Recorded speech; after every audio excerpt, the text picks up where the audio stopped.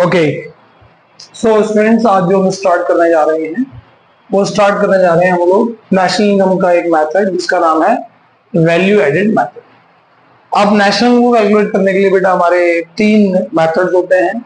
एक हमारा हो गया यहाँ पर इनकम मेथड, एक हमारा वैल्यू एडेड मेथड और एक हमारा होता है इसमें एक्सपेंडिचर मेथड। एक मेथड मैं ऑलरेडी आप लोगों के साथ डिस्कस कर चुका हूँ जिसका नाम था इनकम मेथड। आज ये मैं दूसरे मेथड की बात करने जा रहा हूँ जिसका नाम है वैल्यू एडेड मेथड। और ये मेथड बहुत इंपॉर्टेंट है एग्जाम पॉइंट ऑफ व्यू से, क्योंकि इसमें क्या होता है थोड़ी बहुत कॉम्प्लिकेशंस होती हैं, तो उन कॉम्प्लिकेशंस की वजह से क्या हो जाता है ये मेथड थोड़ा सा हमारे लिए ज्यादा इंपॉर्टेंट हो जाता है। क्योंकि यहाँ पर बच्चे गड़बड़ करते हैं जब वो इंटरमीडिएट कंजम्पशन कैलकुलेट कर रहे होते हैं या वैल्यू ऑफ आउटपुट निकाल रहे होते हैं, तो कुछ चीजों में वो क्या करते हैं एरर कर देते हैं, कुछ चीजों को क्या करते हैं थोड़ा सा गलत कैलकुलेट कर लेते हैं, जिसकी वजह से पूरा क्वेश्चन क्या हो जाता है बच्चों का गलत हो जाता है। नेशनल इनकम का बेटा क्वेश्चन जनरली हम देखते हैं हर साल हमारे बोर्ड एग्जामिनेशन में आता ही आता है इकोनॉमिक्स के, ठीक है। तो इसलिए आज इस मेथड को आप थोड़ा ध्यान से समझने का प्रयास कीजिएगा, थोड़ा इस पे ज्यादा फोकस करने की कोशिश कीजिएगा। सबसे पहले देखो जैसे मैं लिखा हुआ है कि वैल्यू, जो वैल्यू एडेड हम निकालते हैं उसका दूसरा नाम क्या होता है, इसका नाम होता है जीडीपी एमपी, और इसे हम बेटा gross value added market price भी कहते हैं। अब यहां पर इसका फॉर्मूला हो गया value of output minus intermediate consumption, value of output minus intermediate consumption. अब वैल्यू ऑफ आउटपुट आप कैसे निकालेंगे, सेल्स प्लस में change in stock, sales plus में change in stock. Change stock कैसे निकालोगे, closing stock minus opening stock. यहां पे मैंने लिखा है कुछ नोट्स की चीजें भी लिखी हैं जो आपके लिए इंपॉर्टेंट है, जैसे if sales is given do not consider export separately and if intermediate consumption is given so do not consider import separately. बेटा क्या मतलब है इन दोनों चीजों का, मान लीजिए मैंने क्वेश्चन में आपको सेल्स दे दिया डायरेक्ट, तो अब उस सेल के अंदर सारी सेल इंक्लूड है, चाहे वो डोमेस्टिक सेल है, चाहे वो किसी को इंडिविजुअल को सेल है, चाहे वो मेरा एक्सपोर्ट है, इसका मतलब इसमें अब सारे एलिमेंट्स इंक्लूडेड है, आपको दूसरे एलिमेंट्स को सेपरेटली नहीं लेना है। ऐसे अगर मैंने आपको इंटरमीडिएट कंजम्पशन दे दिया है तो उसमें सारी चीजें इंक्लूड है, आप चाहे आपने बाहर से इंपोर्ट करा है, चाहे आपने किसी पर्सन से खरीदा है, everything is being include in that. तो अब आपको अलग से चीजों को नहीं लेना है, अलग से लोगे तो क्या हो जाएगा, कैलकुलेशन एरर हो जाएगा, जो कि हम नहीं करना चाहते, जो कि हमें नहीं करना चाहिए।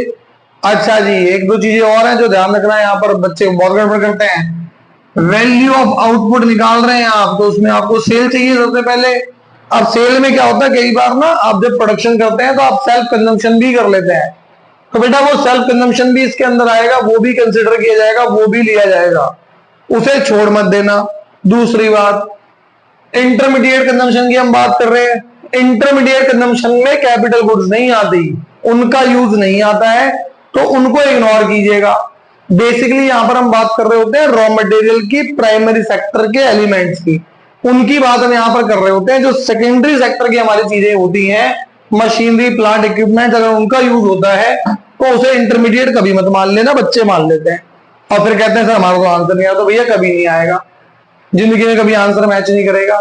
क्यों नहीं करेगा, क्योंकि तुम चीजों को ही नहीं समझ रहे, जो चीज वहां वो कह रहा है या जो फैक्टर्स वो कह रहा है जब होनी चाहिए जो चीजें वो आप ले ही नहीं रहे हो, और फिर कह रहे हो मेरा आंसर नहीं आ रहा, तो कहां से आएगा भाई आंसर, नहीं आएगा। अरे वैल्यू ऑफ आउटपुट की बात हो रही है तो तरीके से सोचो ना कि वैल्यू ऑफ आउटपुट में कुछ चीजें ऐसी भी तो होंगी जो एक्सेप्शन होंगी, कुछ चीजें ऐसी भी तो होंगी जो मैं लेनी होंगी। तो थ्योरी पढ़ लेना मेरे भाई, थोड़ा सा थ्योरी पढ़ के इसको करोगे तो ज्यादा बेहतर रहेगा। बिना थ्योरी के सिर्फ हवा में तीर चलाओगे तो बात नहीं बनेगी।